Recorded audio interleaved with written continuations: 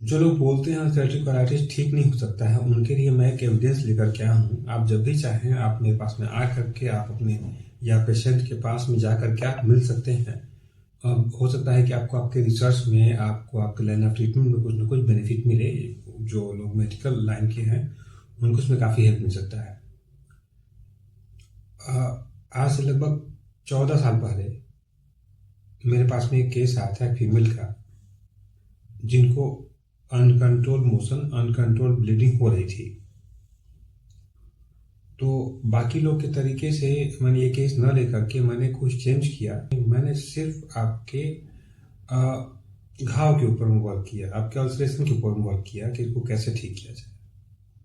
उसको देख करके मैंने डाइट प्लान बनाया और नतीजा ये हुआ कि लगभग 1-2 महीना होते होते पेशेंट को 19-20 का फर्क जो है महसूस अच्छा खासा होने लगा। पेशेंट से मैं बार बार बोलता था कि आप कंफर्म बताइए कि आपको रिकवरी है या नहीं है, केवल अनुमान नहीं लगाना है, जो दिखे वो बताए। मैंने डाइट प्लान अपने हिसाब से बनाया। अल्सरेटिव कोलाइटिस के हिसाब से तो डाइट प्लान था ही, लेकिन मैंने इसमें आपको अल्सरेशन को लेकर के भी डाइट प्लान बनाया और जो लाइन ऑफ ट्रीटमेंट मेरा था वो अल्सरेशन को लेकर के ही था। मेरे ख्याल से उस टाइम पे मैं आपके इंडिया के बहुत बेहतरीन इंस्टीट्यूट में एज ए डॉक्टर वर्क कर रहा था। मैंने वहीं एक केस देखा था और लगभग ये मान के चले आप कि 1-2 साल का समय लगा होगा मुझे इस ट्रीटमेंट को करते हुए। मोशन और ब्लीडिंग बहुत ही कम आ गए थे, रेयर केस में महीने में 1-8 बार वाला चीज़ था। ये चीज़ धीरे धीरे करते करते 1-2 साल तक खींचा है। उसके बाद से ब्लड दिखना बंद हो गया। मैंने सभी टेस्ट कराया, कहीं पे ब्लड नहीं पाया गया। फिर धीरे धीरे करते करते मोशन को लगभग 2-3 साल तक 4-5 बार मोशन जो है पर डे चलता रहा है। फिर इस केस में मैंने सिर्फ कुछ नॉर्मल दवाई को दे करके पेशेंट को फॉलोअप करना शुरू कर दिया और डाइट को मैंने उनका अपने हिसाब से चेंज कर दिया। मेरा डाइट प्लान नॉर्मल कोलाइटिस के डाइट प्लान के हिसाब से काफ़ी अपोजिट होता है।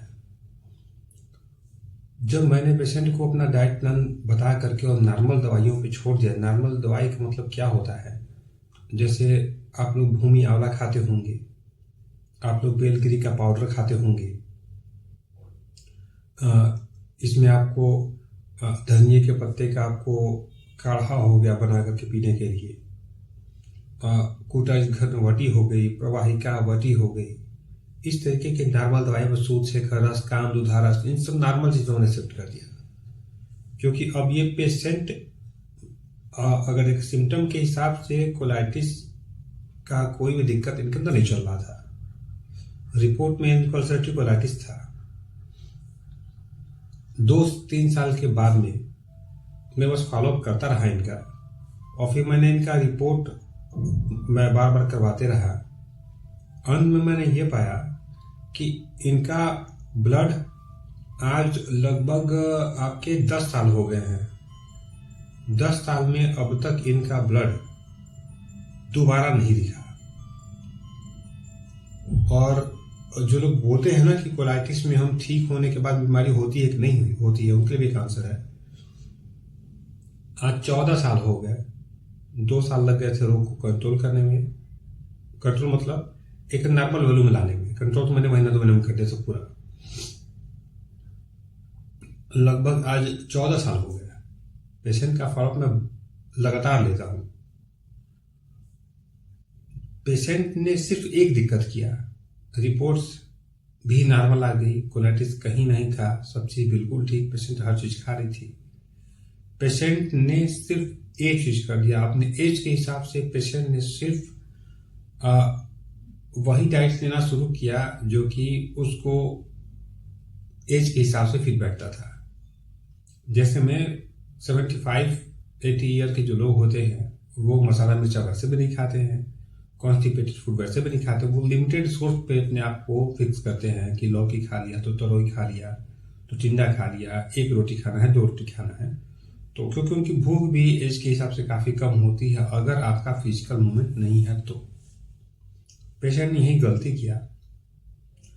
तो लगभग 3 साल से लेकर के लगभग 13 साल तक पेशेंट को न तो मोशन की प्रॉब्लम कभी हुई है, न तो पेशेंट को कभी गैस की प्रॉब्लम हुई है, न तो पेशेंट को कभी ब्लीडिंग की प्रॉब्लम हुई है।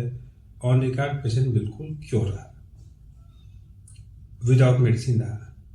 प्रॉब्लम कब आई है? ये फिक्स डाइट पे जब पेशेंट काफी लंबे दिन चला है तो लगभग 14वें साल में पेशेंट को अनकंट्रोल मोशन की प्रॉब्लम आई है और साथ में उसको एक कब्जियत की प्रॉब्लम हो गई है। जिस दौरान उन्होंने जो दवाई उन्होंने लिया, अपना जो दवाई ले रही थी वो पेशेंट, उन्होंने उसको बंद कर दिया।